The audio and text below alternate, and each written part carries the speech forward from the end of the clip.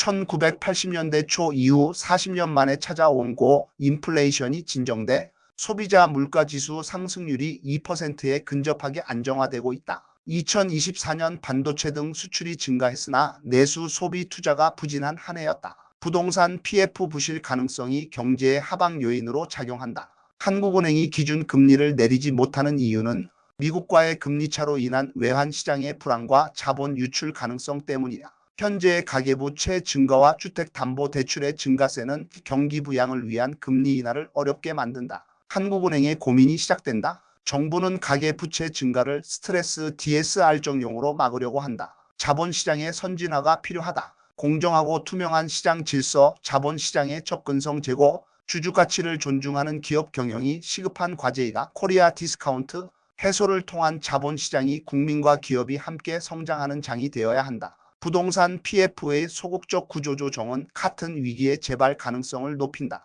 부동산 PF의 부실 원인 중 하나인 고금리 기조가 곧 누그러질 것으로 예상해 시간 끌기를 하는 것으로 의심된다. 시행사는 자금력 부족을 브릿지론으로 일단 토지를 매입하고 브릿지론은 자금이 필요한 시점과 자금이 들어오는 시점이 일치하지 않아 단기로 받는 대출 본 PF 자금으로 이를 상환한 후 수분양자의 자금으로 공사비를 충당하는 것이 한국 부동산 PF의 구조인데 이를 구조적으로 개선해야만 동일 위험이 반복되지 않을 것이다. 2023년 11월 갑자기 시행된 공매도 전면 금지 조치는 시장의 선진화 방향에 역행하는 것이다. 미국은 높은 금리를 유지하면서도 탄탄한 경제 성장을 보이고 있다. 2024년 2.6%의 높은 경제 성장률은 미국 금리 인하를 늦추게 된다. 미국 장기 금리는 추세적인 상승 위험에 있다. 민간을 압도하는 정부의 자금 수요는 장기적으로 국채 금리의 강한 상승 요인이 된다. 2009년 금융위기와 2019년 팬데믹을 거치면서 주요국의 정부 부채가 큰 폭으로 상승한다.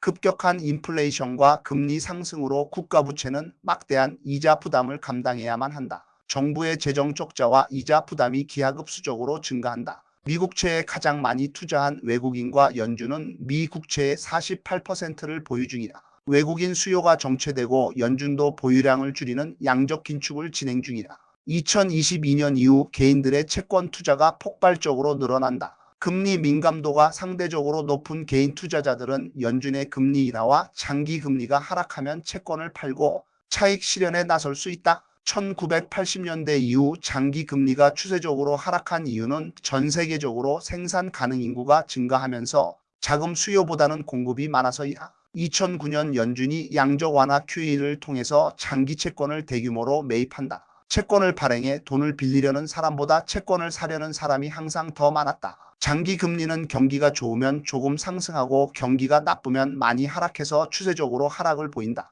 경기가 나쁘면 자금 수요가 줄어 장기 금리는 더 많이 하락한다.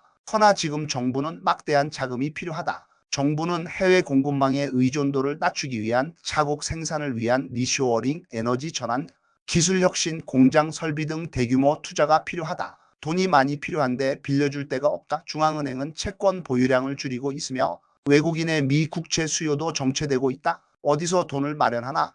장기 채권의 만성적인 수요 우위와 금리 하락 추세가 반전되는 흐름이다. 장기 채권을 보유하는 동안 발생할 위험에 대한 보상인 기간 프리미엄이 장기 금리를 구성하는데 장기 하락 추세에서 상승 추세로 정상화되고 있다. 팬데믹 이후 국채 발행이 급격히 증가하면서 수요 위주였던 장기채 수급에 변화가 생긴 것이다. 고령화와 생산 가능 인구 감소는 생산보다 소비를 증가시킨다. 생산과 저축보다는 소비와 투자가 증가하면서 인플레이션 압력이 높아진다. 선진국이 신흥국의 풍부한 저임금 노동력을 이용한 저물가 제품을 사용하면서 전 세계적으로 저물가가 유지돼 왔으나 이제는 쉽지가 않다. 탈세계와 보호무역주의 미중 갈등에도 불구하고 세계 경제는 성장할 것이다. 탈세계와 블록화는 경제의 성장 동력이 노동과 자본으로부터 기술 혁신으로 이동함을 의미한다. 기술 혁신으로 인한 생산성 향상은 탈세계화 시대의 경제 성장을 이끈다. 다가올 미래는 4차 산업혁명이 아니라 3차 산업혁명이 생산성 혁신을 통해 재조명될 것이다.